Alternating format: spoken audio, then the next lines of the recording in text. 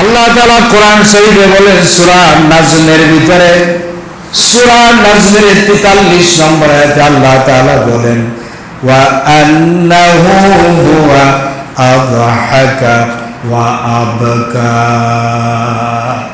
আযহাকা মানে হাসান। দেখেন এই মুহূর্তে বহু লোক পৃথিবীতে হাসতেছে। কেন হাসতেছে? বিবাহ হচ্ছে। এই মুহূর্তে বহু লোক, বহু বাচ্চা জন্ম নিচ্ছে। জন্ম নিলে হাসে না? আত্মীয় স্বজন সবাই মিলে খুশি হয়, হাসে।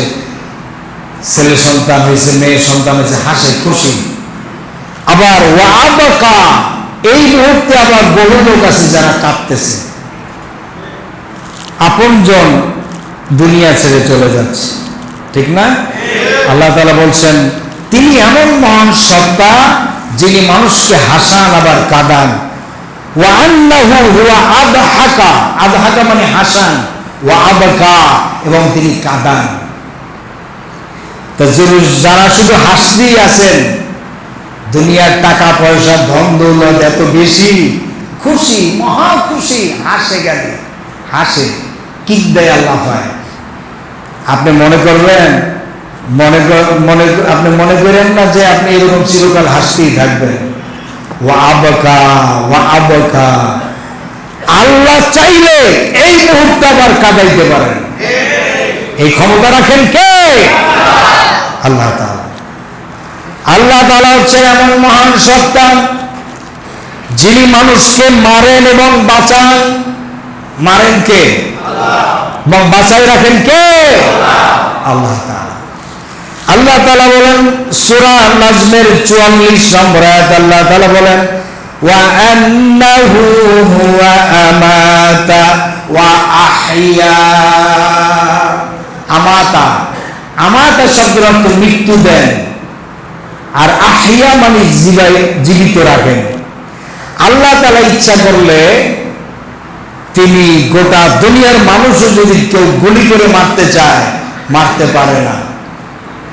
কথা ঠিক না বেঠিক?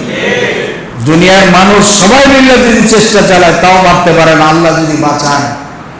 আবার আল্লাহ যদি কাউকে মারতে চান, গোটা দুনিয়ার মানুষ চেষ্টা করে তাকে বাঁচাতে পারবে না। এই ক্ষমতা রাখেন কে? তিনি আল্লাহ এমন সত্তা যিনি মানুষকে যাকে খুশি তাকে সম্পদ দান করেন। সম্পদ আল্লাহ তাআলা ইচ্ছা, আল্লাহ তাআলা বলছেন যে আমার ইচ্ছার মতো আমি দেই, আমার ইচ্ছে মতো আমি দেই। কাকে সম্পদ দিতে হবে এটা আমি জানি। আল্লাহ তাআলা বলছেন সূরা নাজমের 48 নম্বর আয়াতে আল্লাহ তাআলা বলেন ওয়া আন্নাহু হুয়া আগনা ওয়া আকনা। আল্লাহ তাআলা হচ্ছেন এমন মহান সত্তা যিনি মানুষকে ধনী বানান। আগনা, যাকে খুশি তাকে ধনী বানান। ওয়া আকনা, এবং পরিতুষ্ট করেন, পরিতুষ্ট করেন। এই ক্ষমতা রাখেন কে? আল্লাহ তাআলা রাখেন। আল্লাহ তাআলা তিনি আমাদেরকে রাতের বেলা মৃত্যু ঘটান।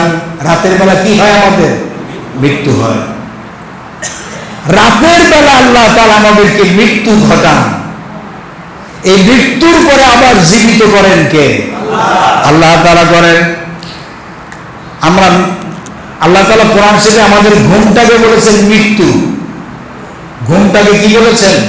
মৃত্যু বলেছেন। আমরা যখন ঘুমিয়ে যাই আমরা মারা যাই। মানুষের শুধু নফস বের হয়ে যায়, কিন্তু এই যে রুহটা থাকে, রুহটা থাকে বলে ঘুমানোর পরে আমরা বেঁচে থাকি। আর রুহটাও যখন বের হয়ে যায় তখন একেবারে টোটালি মৌত। তো ঘুমটাকে আল্লাহ তাআলা মৃত্যু বলেছেন। ওয়াহুয়াল্লাযী ইয়াতাওয়াফফাকুম বিল-লাইলি ওয়া ইয়ালামু মা হারাজতুম বিন-নাহার। আল্লাহ তাআলা বলেন তিনি এমন মহান সত্তা, মহান সত্তা যিনি রাতে তোমাদের মৃত্যু ঘটান। তোমাদের রাতের বেলা মৃত্যু হয়ে যায় এবং দিবসে তোমরা যা করো তিনি জানেন। কোন সুবহানাল্লাহ।